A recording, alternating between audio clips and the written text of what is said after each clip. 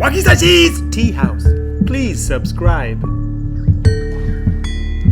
Konnichiwa minasan, this is Wakizashi coming to you from the tea house over in Japan. How are you doing today? Are you good? I'm good. Okay, today I want to do a review of King Spawn Issue 1. It's written by Sean Lewis and Todd McFarlane.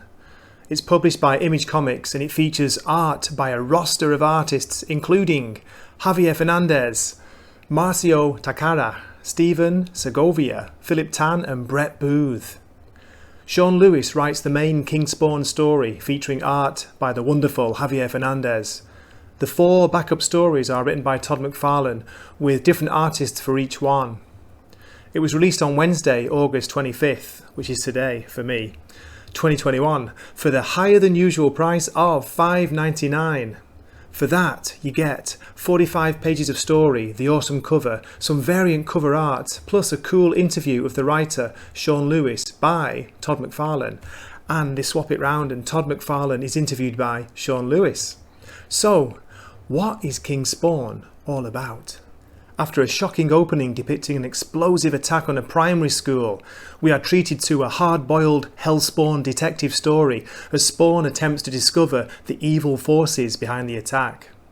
His search takes us on a journey beyond the ordinary world to a hidden world of angels and demons, with the mystery deepening as the narrative moves forward. Writer Sean Lewis amps up the horror in the story, with artist Javier Fernandez creating some dark and stunning images. Here are a couple of the panels that caught my eye. Let me show you.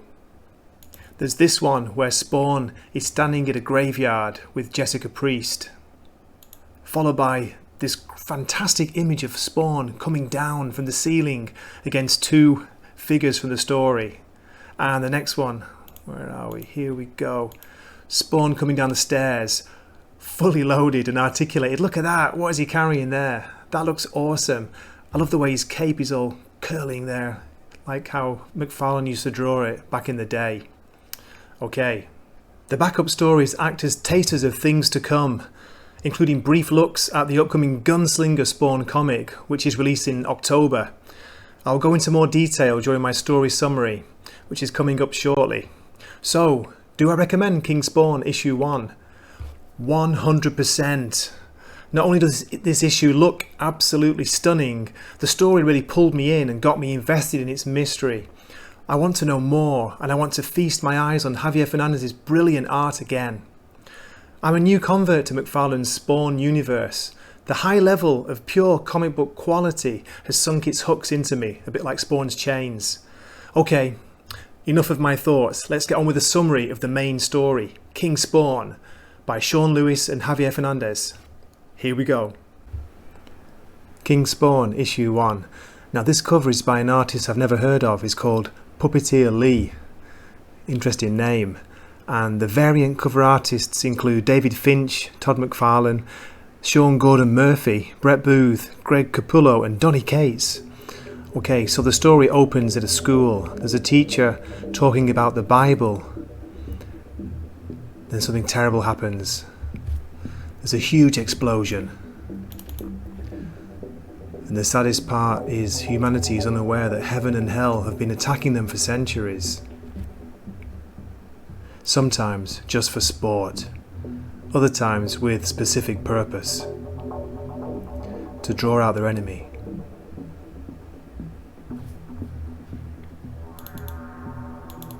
So the Jessica Priest, aka She Spawn, former government Black Ops agent. I checked with one of my contacts in DC. Their investigation shows no prior record for the teacher. He taught 30 years without incident. So he just ascends to the pearly gates with his arms full of trophies. That's what you think? Those children were trophies? Not to me, to them. Al, do you read? I've searched, but I'm not seeing any connections to shadow players. I think this is all human. Then look again. Okay, skip to the next page and Jessica's saying, because mankind does stupid and horrific things every day, mothers have been grieving for centuries at the senselessness of their lost children. What makes this tragedy so unique? It's a message and someone's trying to direct it at me. What's that? something I found in the rubble. It's called a sigil, and that symbol tells the whole prophecy of what the person behind this is planning. Have you deciphered it? Not completely, but part of it says this won't be the only attack. I'll need other shadow agents to decode the rest. What, you're saying they killed a bunch of kids just to get your attention? I told you, we're dealing with the soulless. Okay, skip a few pages. Change of scene, there's a room and a man on a phone. I swear to God, Senator, if you try making this about anything but grieving parents and innocent children, I'll ruin you. You hear me? I'll bury you on the Christmas Strategy Committee till you become totally irrelevant. The school teacher was a law-abiding citizen, an inspiration for others to model themselves from. Your heart breaks for the loss of those young children, but you're considering forming a new committee into school safety. Then, add a bunch of sentimental words after that. It's that simple. Now get the fuck off my phone. I swear to God, that was a nice touch. Guess I have a hard time forgetting my roots. Heaven needs more archangels like you, Mr. Raphael.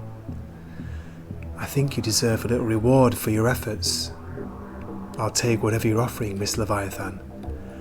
Boom! Then we switch pages to a fantastic image of Spawn descending from the ceiling. How disappointed would your masters be if they saw their loyal servants in the arms of their enemies? Spawn! Why are you here? We had a deal!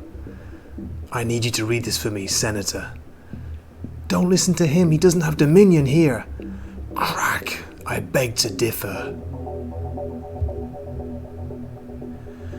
You want your satanic mistress in one piece? Do what I ask. Okay, just leave her alone. If I do this, no one finds out. You don't say a word. Let's get something straight. This isn't a negotiation. I'm calling all the shots. Now, read. It's some kind of blueprint. Already know that. How's it tied to the bombing? It says there's a group, a terrorist cell of some kind, and some files, but the biggest part says they're following the Psalms. Number 137. It's about killing children to get their God to reveal himself. Who's directing them? I can't tell. You're a bad liar, Pete. We've been through this before. You've got 3 seconds to level with me. 1, 2. Metatron, that's who it is. It's Metatron. He's on Earth. And on the next page we find a man, dressed quite bizarrely. He's walking through the streets. Boom! What's going on here? Doesn't make sense, Sam. You think? Just because most people's heads usually don't explode randomly, even if every witness confirmed that's what happened. And you know me, I get skeptical when things veer this far from the norm. How are we going to handle this twitch? Not like we've got a bat symbol or anything. Ooh, nasty. Okay, let's skip out. Next page. I haven't checked down here in a while, not since they abandoned the construction that sits right on top of this dead zone. The plan was to hide this portal, even if it's invisible to the naked eye. I got dumped here when Malabulgia first turned me into Spawn. A light, even this seems too obvious for a pompous ass like Metatron. Which means this is a trap. Click, smash. What he sees stuns Spawn like few things ever have. The body of Metatron is splattered everywhere, his body literally ripped limb from limb, making him just a pawn in all this too. And whoever did it wants to show Spawn how powerful it is. The kids, New York, now this. Someone is letting Spawn know there's a debt to settle with him. But who? Who the hell is doing this? Okay, skip the TV heads to the penultimate page, the page before the last page, which I'm going to keep a surprise because I don't want to show it to you. But there's a group of cloaked and hooded figures having some kind of ceremony. It says 200 miles north of Brooklyn. God told us that he would kill the firstborn sons of Egypt, that he was the way of righteousness. In Leviticus it says, eat the flesh of your sons. And in Psalms 137 the Lord implores us to do what? Smash the heads of the little ones, precisely. Okay, I'm going to pause it there. Now I want to show just a few brief glimpses of the art in the backup stories. The first one is called Haunt. Here we go. What is going on here? This looks a little bit like Venom, doesn't it? What do you think? Okay, move on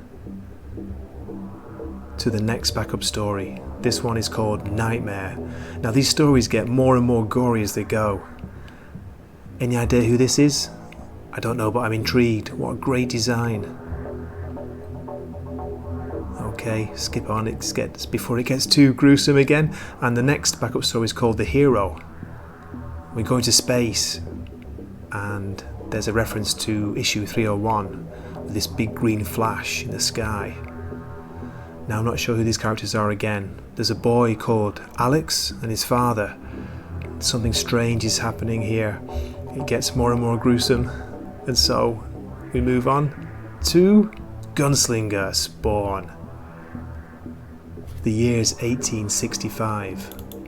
He's been lying dead in that field for nearly a year. So, those that ambushed and slaughtered his caravan could be halfway around the world by now. It doesn't matter. He's going to hunt them one by one until they pay for what they did to his sister. But he'll need supplies first.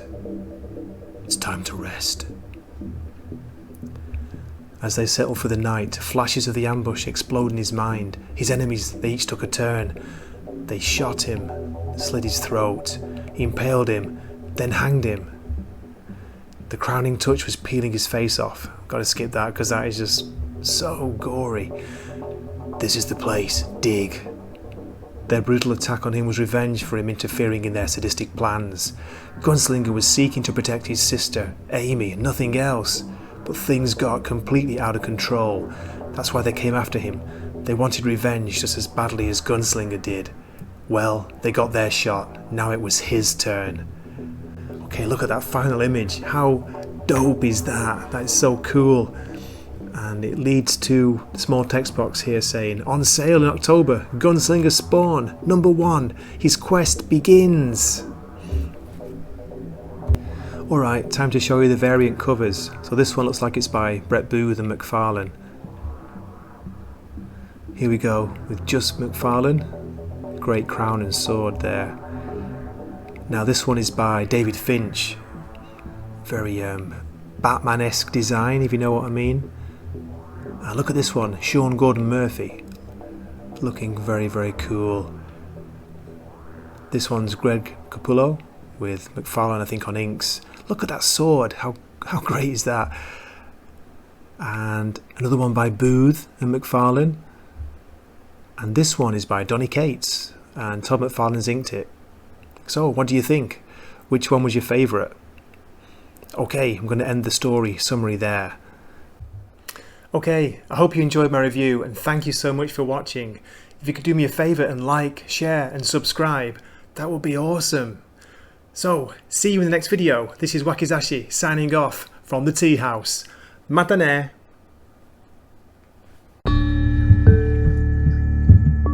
Wakizashi's Tea House. Please subscribe.